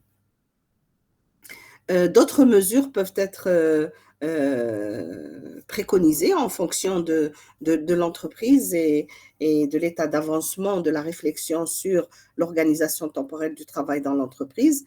Et c'est les entreprises et les partenaires sociaux qui vont décider de ce qui est le plus important et le plus intéressant à appliquer. On peut aussi rendre le travail lui-même moins pénible. C'est-à-dire que l'intervention d'un ergonome sur les postes de travail, sur l'organisation du travail, peut être quelque chose qui peut améliorer les conditions de travail. Et quand celui-ci est moins pénible la nuit en particulier, on peut éviter un certain nombre de perturbations chez ces travailleurs. Il faudra apprendre dans l'entreprise à lutter contre la fatigue, tout type de fatigue. On sait que un travailleur posté est quelqu'un qui va avoir de la fatigue supplémentaire. On doit pouvoir lui permettre de réparer cette fatigue supplémentaire par du repos supplémentaire. C'est-à-dire qu'on ne calculera pas les jours de congé annuels, par exemple, pour un travailleur posté, de la même manière que quelqu'un qui fait du travail en horaire normaux. Le 2 jours et demi par mois travaillé, c'est peut-être la norme pour les gens qui travaillent en horaire normaux. Pour les travailleurs postés, pour les gens qui font du travail en horaire atypique ou asociaux, on devrait réfléchir à une façon plus judicieuse d'accorder du repos supplémentaire. On peut aussi penser à diminuer le nombre d'heures hebdomadaires de travail, c'est-à-dire on peut instaurer la semaine des 36 heures ou moins pour les travailleurs postés et ajouter donc des jours de repos supplémentaires par mois. Et du coup, c'est 24 jours de plus quand on les calcule sur l'année. Par ailleurs, on peut augmenter le nombre des équipes. On peut également, grâce à ça, diminuer la fatigue des postés en instaurant régulièrement des possibilités de passer en journée normale et ça permet de se remettre dans le bain de la vie en société, en famille, etc. Il faut veiller à la qualité et à la régularité des repas. C'est un facteur très important pour l'adaptation et pour la possibilité de tenir plus longtemps. Les entreprises doivent mettre à disposition la possibilité d'une restauration sur place avec des plats chauds aux horaires habituels de repas. Les repas à minuit, c'est pas possible. Il faut caler les horaires de façon à ce que ceux qui travaillent l'après-midi puissent dîner correctement, ceux qui travaillent la nuit puissent dîner correctement. Et donc, la prise de poste entre les deux factions doit se faire de façon à ce que les uns peuvent dîner chez eux et les autres peuvent se restaurer correctement au niveau de l'entreprise, par exemple. Donc, ne jamais cesser de rappeler aux employeurs que les repas doivent être pris aux heures normales et que le repas en pleine nuit est formellement déconseillé. C'est mauvais pour la santé. Ensuite, on peut suggérer que la polyvalence utilisée dans ce cadre-là peut être un élément bénéfique. C'est-à-dire, lorsque je parlais tout à l'heure de la projection sur la longueur de la carrière d'un travailleur, c'est de lui permettre, grâce à la polyvalence, d'apprendre un métier qui peut s'exercer de jour et qui peut lui maintenir un salaire équivalent à celui qu'il fait en horaire posté, et ça permet ainsi le moment venu, lorsqu'il ne supporte plus de travailler en horaire posté, de pouvoir le reclasser en horaire de jour avec un métier qu'il a réussi à acquérir tout le long de la période où il était travailleur posté. Et les exemples sont cités sur cette plaque pour des ouvriers qui peuvent passer de mécanicien chaudronnier à autre chose en ayant de la possibilité d'apprendre à être un maintenancier ou un ouvrier de fabrication autre pour pouvoir être reclassé dans la journée et de pouvoir bénéficier le plus facilement du reclassement lorsque il ne supporte plus de travailler la nuit ou qu'il atteint un âge qui physiologiquement ne permet plus de garder une qualité de vie avec les horaires de ce type. Il faut aussi tenir compte des conditions sociales des travailleurs. Un travailleur posté ne peut être bien adapté que s'il habite pas trop loin de l'usine. Je ne dis pas à tout près. À un moment, la réflexion était intelligente lorsqu'on créait des grandes cités à proximité des usines.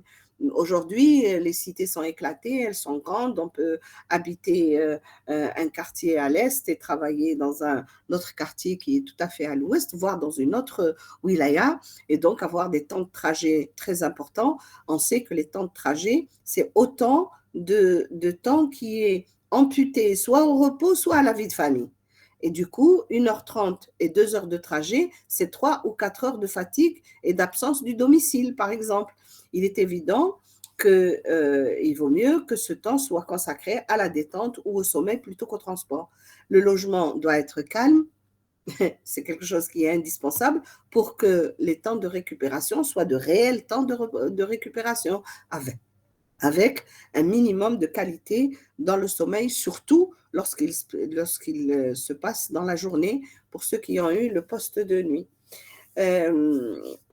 La surveillance médicale et l'aptitude de ces travailleurs est quelque chose d'absolument important parce que le médecin du travail doit être attentif à un certain nombre d'éléments qui sont absolument importants. D'une part, il ne doit pas laisser affecter des travailleurs qui ont des antécédents. Je vous ai donné une liste de pathologies et de situations qui sont des contre-indications évidentes, de gros troubles du sommeil, un problème psychiatrique, un diabète qui peut se déséquilibrer rien qu'à cause des horaires de repas sont des contre-indications, j'allais dire pratiquement absolues. D'autre part, il doit absolument surveiller les travailleurs postés pour détecter le plus précocement possible les signes de désadaptation pour pouvoir intervenir à temps et d'éviter l'installation de pathologies liées à ce type d'organisation du travail. Donc, il est absolument nécessaire que vous soyez dans une empathie possible avec ce genre de travailleurs pour que vous puissiez dialoguer avec eux, que ce soit à l'embauche, que ce soit aux différentes visites périodiques, et de pouvoir expliquer ce que c'est que de faire du travail posté, quels sont les éléments qui rendent les personnes intolérantes aux horaires alternants et au travail de nuit, et de pouvoir avoir les détails, si vous voulez, ailleurs et sur leur comportement diététique ou de phase pendant le repos. Alors, qu'est-ce que vous devez faire avant d'affecter quelqu'un à un poste de travail de ce type-là? Bien sûr, l'entretien va vous permettre de préciser un certain nombre de choses, par exemple les modalités du sommeil, sa durée, sa qualité, l'usage de tranquillisants, de somnifères ou d'excitants pour pouvoir se réveiller ou des choses comme ça. Et puis, essayer de repérer les couches tôt, les couches tard, les bons dormeurs, les mauvais dormeurs, déjà avec la surveillance. Mais il y a aussi des ABAC, enfin des questionnaires qui peuvent vous permettre de classer les gens, que vous pouvez utiliser à l'AVP ou à l'AVE pour pouvoir classer les gens en bons ou mauvais dormeurs, ou de repérer les différents types de troubles du sommeil dont peut souffrir un individu. Alors, dans le premier cas, c'est-à-dire les couches tôt, ils toléreront moins bien le quart de nuit. Dans le second cas, ils toléreront moins le quart du matin. Ben, si on est un couche-tôt, on aime bien commencer sa nuit de sommeil à 20h ou à 21h.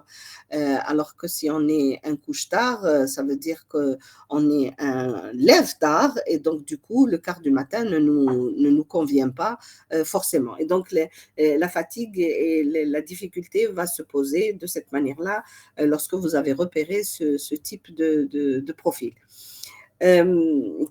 Vous vous inquiétez de l'équilibre psychique, vous regardez comment la personne se comporte et l'appréhension qu'elle a ou la manière dont elle s'inquiète de la manière dont le temps est organisé pour le travail peut vous donner des indices déjà à l'embauche pour savoir si c'est quelqu'un qu'il faut surveiller d'un peu plus près que les autres. Inquiétez-vous de ce que la personne fait dans le cadre de ses activités extra-professionnelles, du sport ou pas. S'il y a un sport, quel type de sport? Est-ce que c'est plutôt un sport qui fatigue ou c'est un sport qui détend? Quels sont les éléments qui sont des habitudes qui peuvent diminuer les temps de repos chez les différents individus auxquels vous aurez affaire. Les gens ne se reposent pas de la même façon, ne se fatiguent pas de la même façon et ne s'occupent pas en dehors du travail de la même façon. Donc, vous devez être attentif à tout ça et surtout ne pas oublier de l'inscrire sur le dossier. Quelles sont les motivations de cette personne, de ce candidat, s'il accepte le travail posté? Est-ce que c'est quelqu'un qui a chômé longtemps, qui n'a pas trouvé du travail, ou est-ce que c'est quelqu'un qui fuit une organisation au niveau social qui ne lui permet pas d'être à l'aise dans un travail qui lui permettrait de rentrer tous les soirs chez lui, etc. Donc, essayez de s'inquiéter de comment se situent les motivations du candidat. Ça vous permet d'avoir des éléments qui vous permettent d'organiser votre surveillance. Et puis, voir si la personne a une petite ou grande connaissance de ce que c'est que le travail posté. Parce que vous pouvez avoir affaire à quelqu'un qui n'a jamais connu ça, comme vous pouvez avoir affaire à quelqu'un dans l'entourage, il y a eu des gens qui se sont euh, trouvés être des travailleurs postés. Donc, c'est quelque chose qui est connu, avec laquelle il est familiarisé et dont il supporterait qu'il accepterait d'une meilleure manière le fait qu'elle lui soit proposée ou imposée dans le cadre du poste de travail auquel il postule. C'est quelque chose qui vous permet de plus ou moins classer les gens qui vont plus ou moins facilement s'adapter à cette organisation du travail. Alors, après, vous devez organiser votre surveillance et bien sûr cette surveillance médicale que vous devez se mettre en place. Pendant la première année, le travailleur affecté à un travail posté doit être revu au bout de 2 mois, 6 mois et 1 an. Ensuite, vous devez le revoir tous les 6 mois puisque le travail posté est classé parmi dans l'arrêté où on doit surveiller les gens et les revoir tous les 6 mois en visite périodique. C'est les gens particulièrement exposés au risque professionnel. Cette surveillance va vous permettre d'apprécier l'adaptation dans la réalité. Le fait de le revoir 2 mois après son embauche, 6 mois après et 1 an après, vous verrez sur la longueur qu'est-ce qui se passe. Et d'ailleurs, ça vous permettra, entre la visite de 2 mois après et de 6 mois après, de repérer ceux qui sont en train de lâcher prise, ceux qui ne supporteront pas d'être dans ce type de configuration. Et on a remarqué par l'expérience des uns et des autres et des gens qui ont fait des études sur les populations de travailleurs postés, qu'un tiers environ des hommes en bonne santé apparente et présentant toutes les conditions psychosociales de bonne adaptation toléreront mal les horaires alternants et seront obligés de les abandonner. C'est-à-dire que sur une population qui est recrutée à un moment T, vous avez un tiers que vous allez mettre en inaptitude.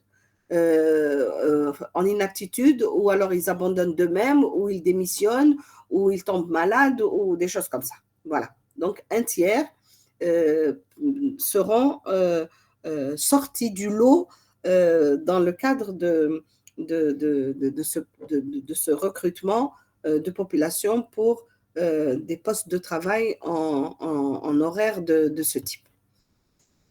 Et pendant les années qu'il va passer au poste de travail, c'est-à-dire ça y est, vous avez passé la première année, il est là, il reste, le travailleur posté, bien adapté, vous allez le voir régulièrement, mais il est en équilibre précaire. C'est un équilibre qui peut basculer d'un moment à l'autre. Tout ce qui peut perturber la vie sociale, familiale ou la survenue d'une pathologie intermittente, tout changement dans l'organisation du travail, toute évolution technique peut remettre en cause cet équilibre précaire, cette adaptation apparente au poste et qui peut imposer l'abandon de ce travailleur. Et du coup, les examens que vous faites à la visite périodique de manière approfondie sont très importants et vous devez bien vous arrêter sur la petite conversation que vous avez avec le travailleur, c'est-à-dire l'interrogatoire, l'examen clinique sérieux, pour pouvoir relever le moindre signe d'inadaptation, dont les perturbations du sommeil qui sont les plus précoces et qui s'installent en premier. Donc, on va voir ce signe chez ceux qui se sont bien adaptés, qui ont travaillé longtemps dans ce type d'organisation. Et il faut être très vigilant à partir de 40-45 ans, voire plus tôt pour certains, puisqu'on a dit qu'à partir de 35 ans, il faut vraiment mettre le focus sur la visite périodique pour détecter les premiers signes de la perte de la qualité du sommeil, du fait de prendre des médicaments de genre somnifères pour pour dormir et se gaver de café pour rester vigilant dans la journée et ne pas avoir des problèmes lorsqu'on est au poste de travail. Donc, vraiment, c'est un suivi particulier pour ces travailleurs. Ensuite, lorsque les problèmes sont installés ou que vous les avez détectés précocement, ce qui est le mieux, et si vous êtes dans une entreprise bien organisée, le passage au reclassement du travailleur va se faire de manière simple, prévue et qui ne posera pas de problème. Mais ce n'est pas toujours le cas et vous pouvez avoir à rencontrer et à gérer des difficultés avec l'employeur lorsque vous avez affaire à un travailleur qui commence à devenir inapte à poursuivre ce type de travail. Donc, ce n'est pas facile de changer d'affectation à un travailleur malade ou accidenté devenu inapte à son poste du fait de son état de santé. C'est particulièrement difficile dans le cas des postés, souvent spécialistes de fabrication. Ils sont pratiquement inutilisables dans la journée. C'est dans les entreprises où les gens sont affectés à un poste et ils y restent toute leur carrière. On ne pense pas qu'à un moment ou à un autre, même s'ils ne font pas d'une maladie grave, un accident grave, etc., ils arrivent à un âge où la tolérance et l'adaptation à ce type d'organisation temporelle du travail n'est plus possible physiologiquement et qu'il faut penser à les reclasser. Donc, il est important, absolument important, que dès le départ, lorsque vous êtes en charge d'une population de travailleurs de ce type dans une entreprise qui utilise ce type d'organisation du travail, de sensibiliser l'employeur à ce problème. Plus il sera préparé à gérer le reclassement dans une dynamique qui le permet, puisque les gens seront formés à faire autre chose, moins pénible sera la transition pour le travailleur et pour l'employeur. Moins il est préparé, plus compliquées seront les affaires du travailleur et de l'employeur. Le médecin est garant de l'information et du conseil, aussi bien aux travailleurs qu'à l'entreprise, et du coup, vous devez vous acquitter de cette tâche. Le médecin du travail et le travailleur vont se côtoyer tout le long de la vie professionnelle de ce dernier, c'est-à-dire le travailleur. Le travailleur posté doit se voir rappeler par le médecin du travail à l'occasion de chaque examen périodique ou de consultation en visite spontanée ou pour des raisons autres, les conditions de bonne récupération de la fatigue due aux horaires alternants. Le médecin au niveau de l'entreprise, avec l'entreprise, le médecin du travail doit participer avec les responsables de l'entreprise à l'étude des conditions de travail, avec les moyens qu'il maîtrise lui-même de l'ergonomie ou en faisant appel à une aide extérieure pour sensibiliser les partenaires sociaux et informer et sensibiliser les partenaires sociaux à une meilleure organisation du travail, à une meilleure adaptation des conditions et des postes de travail pour qu'ils soient le plus confortables possible pour les travailleurs qui sont utilisés, entre guillemets, dans des configurations d'organisation temporelle du travail qui sont pénibles pour les organismes d'un point de vue physiologique, même si au départ, il n'y a aucune pathologie visible chez ces travailleurs-là. Donc, vous voyez que la tâche du médecin du travail est très importante, elle est complexe et elle se situe à un carrefour où on n'est pas forcément écouté. C'est-à-dire que les risques liés à l'organisation du travail ne sont pas quelque chose de visible tout de suite. Ce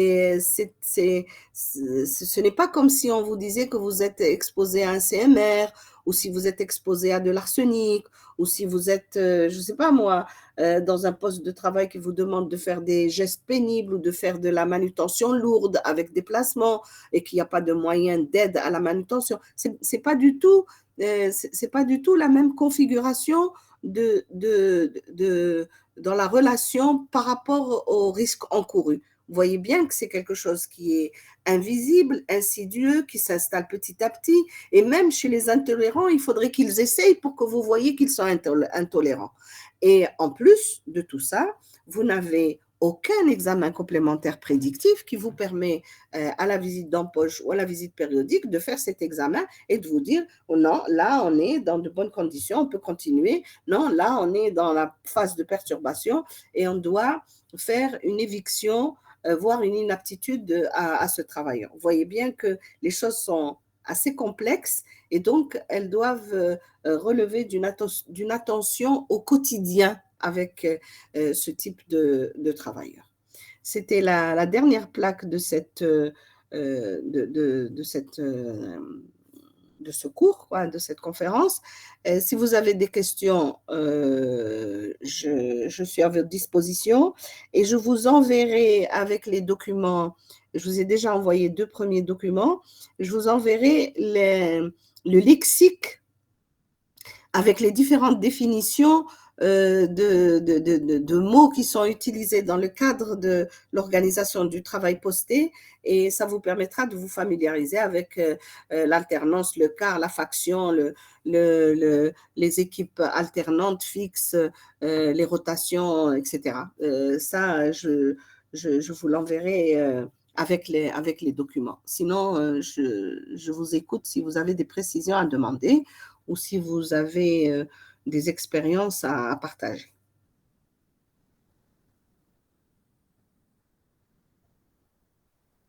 Si on parle d'expérience, peut-être que je pourrais rapporter le cas des 5 travailleurs qu'on a eu à prendre en charge dans notre entreprise à Chalaga.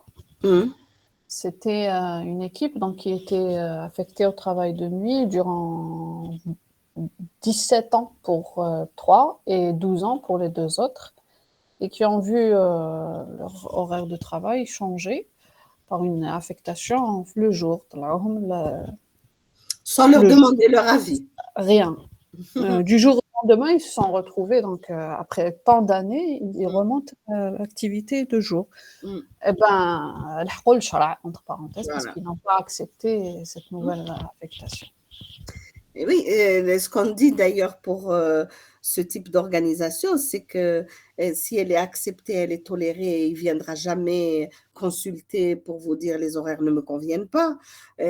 Si ça tombe sur son organisation, le travailleur trouve les moyens d'être satisfait. S'il est satisfait, il trouve le moyen de s'adapter sans trop de risques pour sa santé. Il y a comme ça une réaction de tolérance vis-à-vis de ce qu'il a choisi et qui le satisfait, qui lui permet de vivre le travail posté sans perturbation. Alors qu'à l'inverse, si vous venez le déranger dans ce que lui considère comme quelque chose qui lui permet d'organiser sa vie comme il l'entend et qui lui permet d'avoir une aisance financière meilleure que s'il était de jour, eh bien, vous le perturbez et c'est à cette occasion que vous aurez des perturbations liées au niveau de la santé, des plaintes, voire une réaction d'intolérance telle qu'il se met carrément en conflit avec son employeur. Et c'est exactement les choses qu'il faut savoir éviter. Pourquoi je dis la négociation? C'est un risque qu'il faut négocier. À chaque fois qu'il est bien négocié, qu'il est accepté par les 2 parties, il vous posera moins de problèmes. Vous surveillerez, vous serez attentif. Il y a les intolérants, il y a les mauvais dormeurs, il y a les couches tard, les couches tôt, tout ce que vous voulez.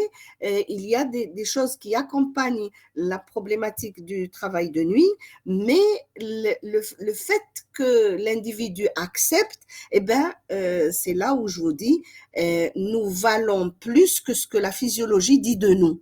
Les êtres humains peuvent être au-dessus de ce que leur physiologie dit d'eux. La physiologie dit de nous qu'on ne supporte pas. C'est antiphysiologique. Mais si on y trouve notre compte et qu'on l'a choisi et qu'on est content et que ça nous apporte une satisfaction, eh ben, on trouve le moyen de régler notre physiologie pour qu'elle le supporte.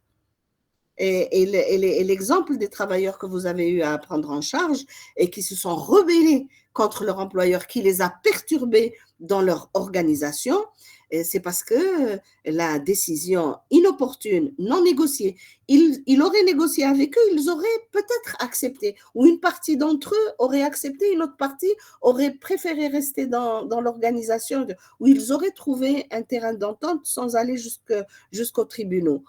La décision unilatérale est insupportable pour des gens que vous dérangez dans leur organisation.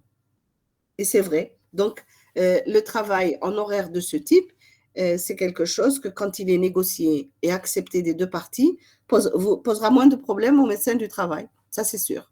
Ils consulteront moins, ils se plaindront moins et ils auront l'énergie nécessaire pour trouver les moyens de s'adapter à cette organisation antiphysiologique.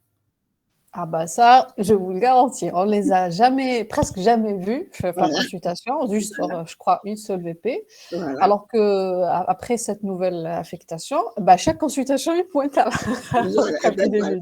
Voilà. C'est la preuve par la réalité que ce qui est résumé dans ces quelques slides vous donne les prémices de ce à quoi vous allez avoir affaire tout le temps.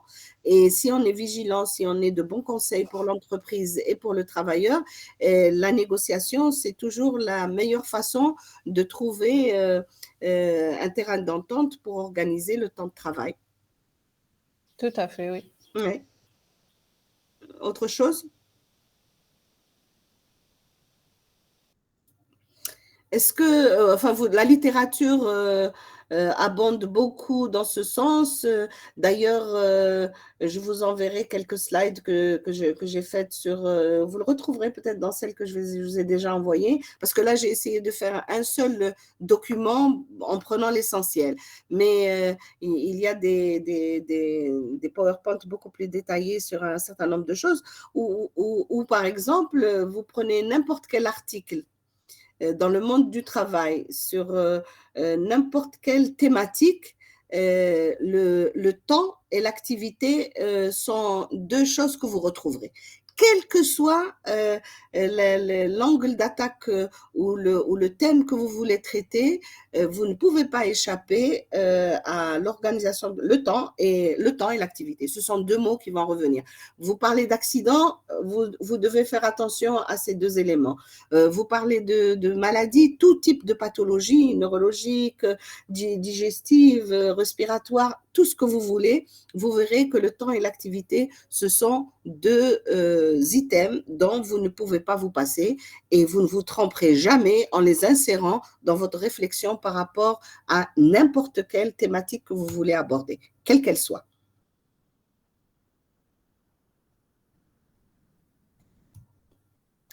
Est-ce que tous les chapitres sont assez clairs en relisant, vous allez vous retrouver? Oui, professeur. Oui. Très bien. Je vous enverrai les documents tels qu'on les a feuilletés ensemble. Normalement, vous retrouvez, mais si jamais vous avez besoin d'approfondir une quelconque partie, n'hésitez pas à me poser des questions ou à demander des… Alors, regardez l'EMC, bien sûr. Regardez l'EMC. Essayez de chercher un auteur qui s'appelle… Teijer, c'est une Belge qui a beaucoup travaillé sur le travail posté et elle a fait vraiment des choses très intéressantes. Il y a des articles à elle sur plusieurs revues électroniques dans lesquelles elle vous donne vraiment des choses très approfondies sur toute sa réflexion en tant qu'ergonome ayant longtemps travaillé sur cette thématique. Voilà.